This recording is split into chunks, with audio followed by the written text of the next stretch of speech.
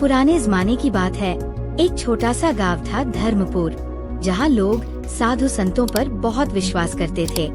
गांव के बाहर एक आश्रम था और वहाँ का प्रमुख था महंत वसुदेव, जो योग और साधना में सिद्ध माना जाता था।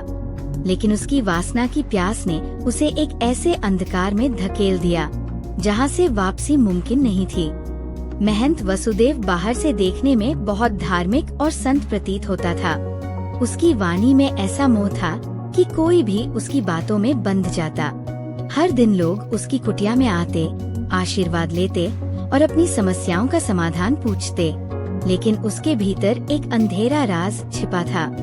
वह स्त्रियों की निर्दोषता और विश्वास का फायदा उठाकर अपनी वासना की भूख मिटाता था। एक दिन गांव में एक युवा विधवा आई, गौरी। वह अपनी परेशानियों का समाधान जानने के लिए महंत के पास पहुंची। महंत ने उसे देखा और उसकी आंखों में वासना की चमक आ गई।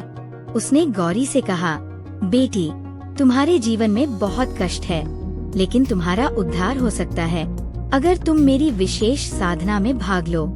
गौरी को लगा कि महंत वाकई उसकी मदद करना चाहता है। उसने हाँ कर दी। विशेष साधना या छल? महंत ने गौरी को रात के समय अपनी कुटिया में बुलाया। उसने उसे विशेष तंत्र की बात कहकर एकांत में बैठाया।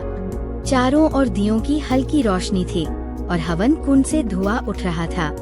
बेटी, इस साधना के लिए तुम्हें अपनी शरीर की शुद्धि करनी होगी।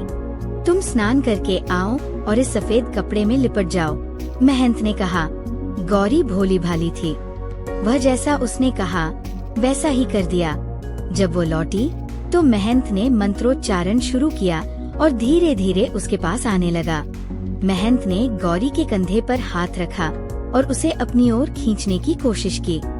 लेकिन जैसे ही उसने छुआ, गौरी को एक अजीब सा एहसास हुआ। बाबा, आप क्या कर रहे हैं? उसने घबराते हुए पूछा। महंत की आंखों में अब कोई पवित्रता नहीं थी। उसने कहा, ये सब तुम्हारे कल्याण के लिए है बेटी, तुम्हें मुझे समर्पित करना होगा। गौरी को अब समझ आ गया था कि महंत क्या चाहता है।